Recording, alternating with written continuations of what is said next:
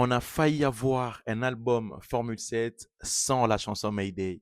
Attends, je t'explique. On est en 2022, Fally Ipupa, après avoir visité le monde avec son album Tacos 2 et Tacos Gold, il se dit, je vais revenir aux sources. Je vais faire un album rumba, je vais taper tout le monde. Il était sûr de lui. Alors, il prépare un album mythique, un album mystique, un album fantastique, un album pour plaire à ses fanatiques. L'album s'appelle Formule 7. Et à la base, cet album ne devait qu'avoir 12 titres.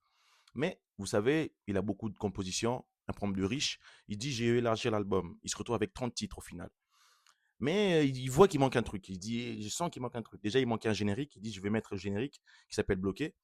Bloqué Formule 7. Il dit, je vais le mettre. Je savais c'est la dernière chanson que j'ai enregistrée de l'album en fait. Mayday et Formule 7, les génériques. Mais il fouille dans ses affaires, il retrouve un vieux morceau de lui qui s'appelle Mayday. Il dit, ce morceau-là, je veux le retoucher, je veux le remettre. Il avait un doute. Et personne n'en voulait dans son entourage. La direction artistique, ses musiciens, personne n'en voulait. Il disait, ouais, mais c'est un morceau vieillissant. Tu veux pas le mettre comme ça, il est pas à jour. Lui qui est venu avec les titres, Médei Odo, ça là, comme original. Il y avait déjà un Médei qui avait précédé. Atala on a bien été par rapport à Mamlae. Avait été Médei à Bombiam. Il y a Médei aussi.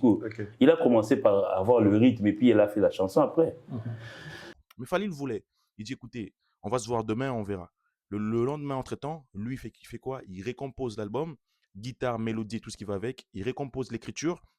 Et le lendemain, quand tout le monde vient en studio, et bah, il trouve un morceau déjà presque 80% fait.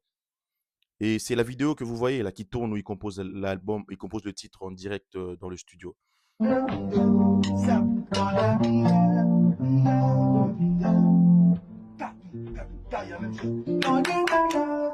Fally Ipupa choque tout le monde et il se dit je veux ce morceau dans l'album.